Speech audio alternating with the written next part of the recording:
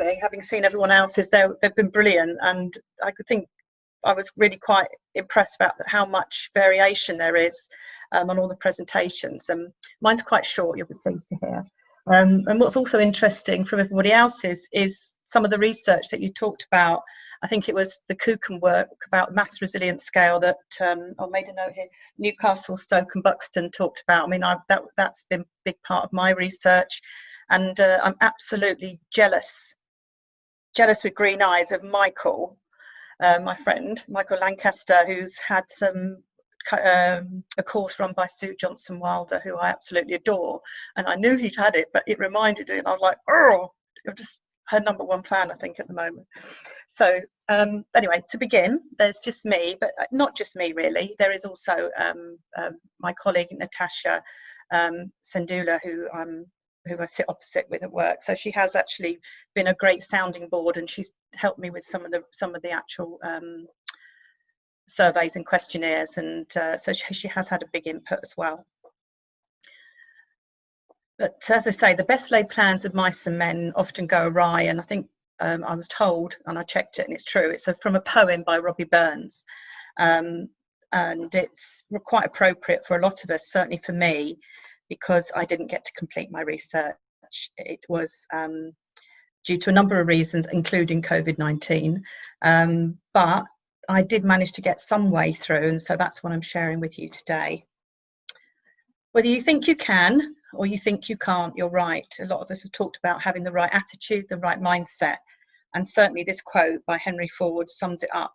But it also highlights, what I want to address in our resit GCSE students, what I want to help them overcome, and what I want to challenge in them, to try and instill into them the right attitude and the right mindset. A positive mindset can really make a big difference if they can actually get to that point. So I mentioned before, I'm the #1 fan of Sue Johnson Wilder, and about 2 years ago I was on a Maths Hub course, and it was about building mathematical resilience, and she was a key speaker, and she's an associate professor at Warwick University, and her specialist subject is maths education, and she does talk a lot about maths anxiety, how it is real, it exists, it's distinct from normal anxiety and from exam anxiety, and can cover the spectrum, not just with the learners that aren't getting the grades they want and aren't achieving this magical #4, but can exist in people who are doing PhDs and maths. It's not just peculiar to students that struggle with maths. And she talks about ways that you can actually overcome maths anxiety by developing maths resilience. Again, hence the reference to the maths resilience scale, which I'll come back to. And she's done lots of studies and worked with lots of different people, and she suggests that up to 80% of our learners have maths anxiety of some form or another at some time or another, and it is really quite debilitating. She kind of starts by, when she opened her address, she started by talking about how we're born to be naturally curious, and the only anxiety we have when we're born as a baby is that sort of startle reaction, or jazz hands now, startle reaction, where they hear a loud noise and that sort of thing. So maths anxiety is a learned feeling. It's not new. It was first discussed in the 1950s, and I've got a book by Sheila Tobias, which I looked at earlier today, was called Overcoming Maths Anxiety, and that was in 1978. So we've been banging this drum for years, and we're still banging it. Maths anxiety, as I said, causes reduced or even backwards progression, which is, I think, what most of us probably experience in our classrooms, and it's especially high in further education, Kelsey-Prees. But as I say, it does affect all levels. In 2002, a guy called Ashcroft, I didn't make a note of his first name, defined maths anxiety as a feeling of tension, apprehension, or fear that interferes with maths performance. It results in negative attitudes and motivation towards maths. And it possibly generates avoidance of the subject and certainly lower grades. So how can we expect our learners to progress if they're being held back by maths anxiety and if they're trying to move forward with a handbrake on? Well, wrong side. So Sue Johnson-Wilder, as I say, and others say it's not lost. We can overcome maths anxiety. We can be addressed because we can help our learners to become more maths resilient, developing a stronger base on which to progress.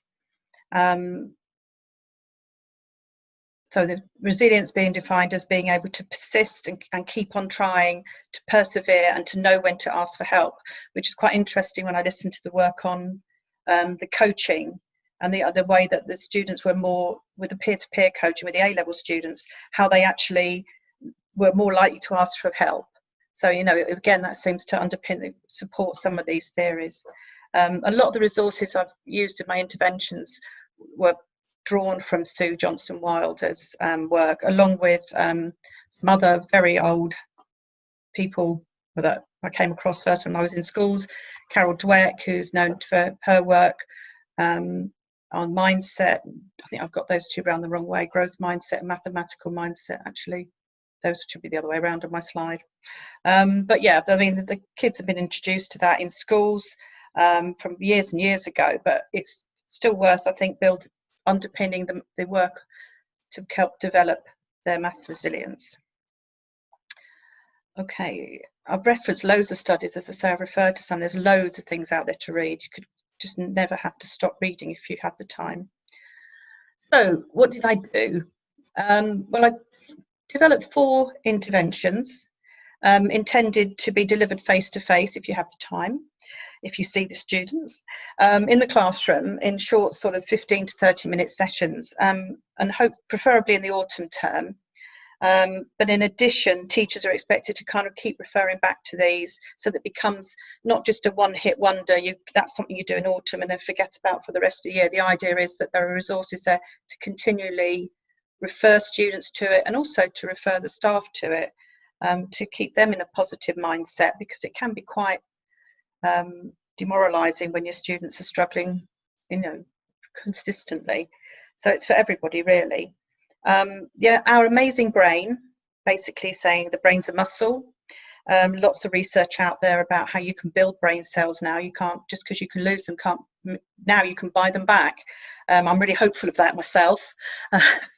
Having lost many over the years, hopefully I can get a few back. And also that, you know, the exercising builds strength, you know, educating the students or reminding them about the synapses, how repetition can support their learning, and just getting the science behind it, and sometimes just giving them a bit of hope, because I think a lot of them do feel quite hopeless sometimes. But also giving them some little exercise in the learning theories, which I know is quite out. There's a school of thought that says they're all a bit out of date, but actually they're kind of a nice way of the students focusing on themselves. So it's about them learning, oh, my brain does that. Oh, this is my learning style. I'm a bit of this and a bit of that. So they're starting to own their own awareness of being able to learn, and maybe thinking, oh, maybe I can do this. Maybe I don't need to give up now. The Power of Yet, the next one, that's very much the stuff on growth and fixed mindset. And there's the standard things that they can do there to try and see what their tendencies are, where they tend to lean, and maybe it's involved in, again, some group discussion between them, trying to figure out what they're like. You know, I'm like that. Oh yes, so am I. But we could be doing this. The conversations they can have, just learning about themselves. That's another little session on that. The Power of Yet being, I can't do this yet. And I actually this year gave out little cards to students, and I wouldn't help them if they say I can't do this. I wouldn't help them unless they said yet at the end, which worked quite well for some of my weaker groups. So I like the Power of Yet. The next intervention was this big target in the middle there, the comfort zone, the growth zone, the panic zone. This is really stuff that's come from my friend Sue Johnson-Wilder, trying to, I've just got myself out of sync here, sorry. Lost a bit of paper. Oh no, here we go. 2, 3. yet. Sorry.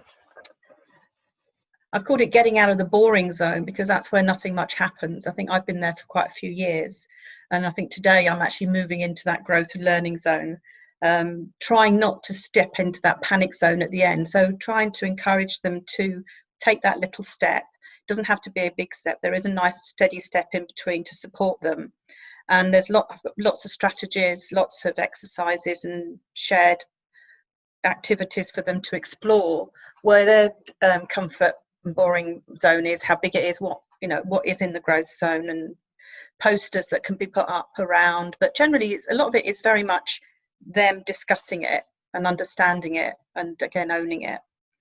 The brain flipping one, I'm sure a lot of you are aware of it, is the idea that when you lose it, when you flip your lid for whatever it is in life, you actually become exposing a very vulnerable part of you, which you can't think straight, you can't learn. This is a lot of the maths anxiety.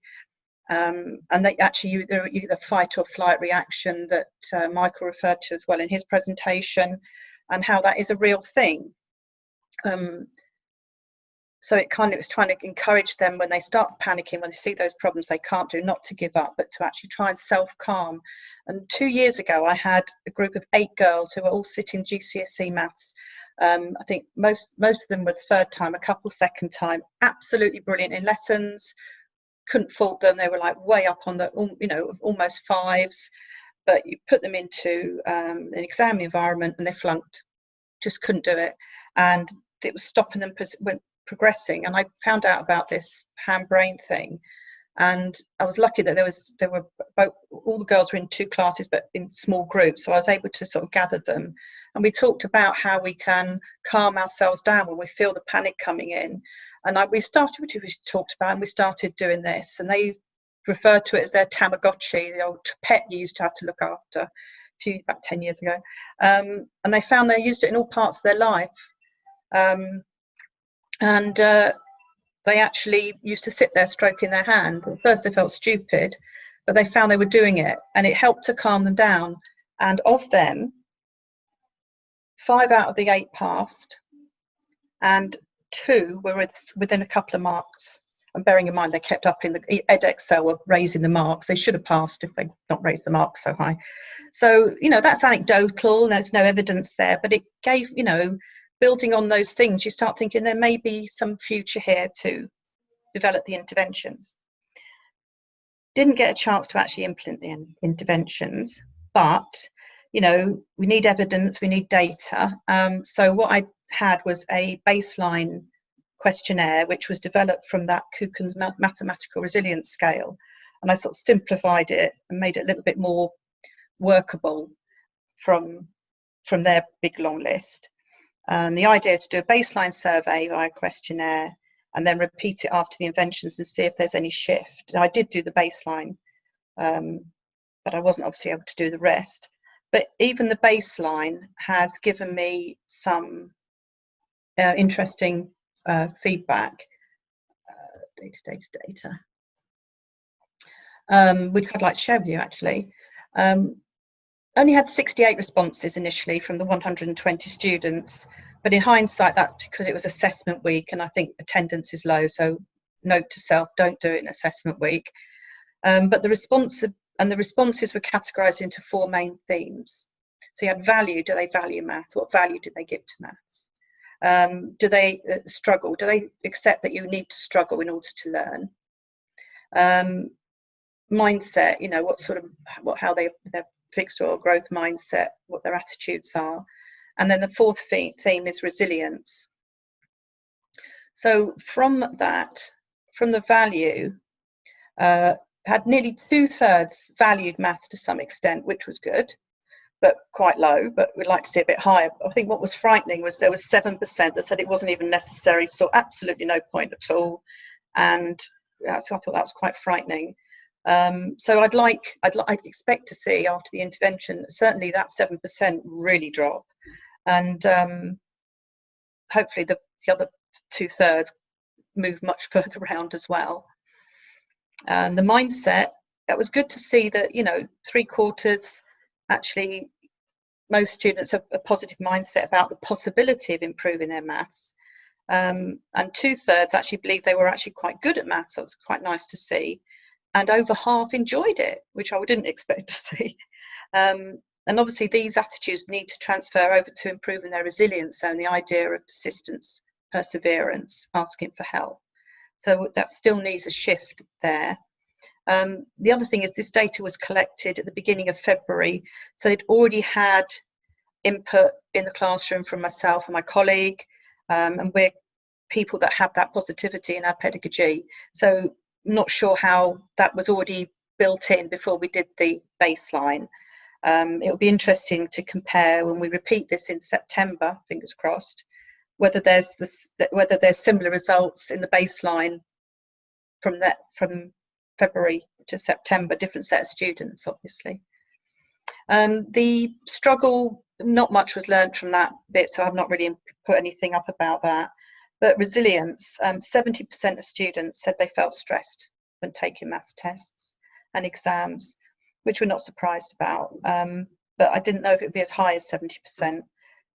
Obviously, a key performance indicator, if the intervention has any impact, would be to see that reduce significantly. And I think that would be really quite key to whether or not the interventions are beginning to work or have any impact at all. I said it would be short.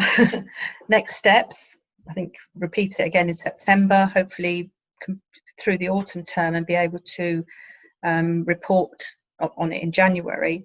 A recent conversation, or yesterday's conversation with my head, has said that, you know, we'll probably be repeating it through the whole college. So there's got to be some CPD. I've got to share the interventions and do some CPD with other colleagues. We've got 7 sites at Warwickshire, so it may not start in September, maybe a little bit delayed. But the idea of having a larger sample size should improve the data, validity of the data, and say hopefully have a bigger impact on the students. So all being well, which we don't know about, it'll all start again in September. And that's it. Thank you very much.